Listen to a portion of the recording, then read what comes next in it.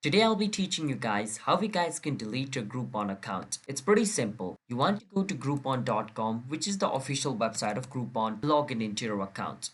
Once you log in into your account, at the top right corner you will see the help option. Click on it. Once you click on help, the help center page will load up. From over here, you want to scroll a bit down and choose the option called managing your account in order. Once you click on this option, scroll a bit down and under account troubleshooting, you will find closing your Groupon account.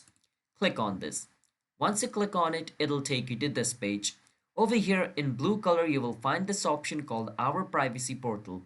You want to click on Our Privacy Portal. Once you click on it, it'll bring you to this page. From over here, you want to click on this option called Data Request. Click on Data Request. From over here, choose Delete All My Data. Once you choose this, make sure both of this is tick marked and click on Confirm Request.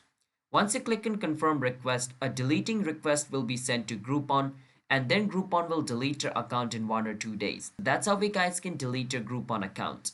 So if you guys found our video helpful, then hit the subscribe to our channel one step for future videos related to Groupon. I'll see you guys next time. Until then, bye bye and have a nice day.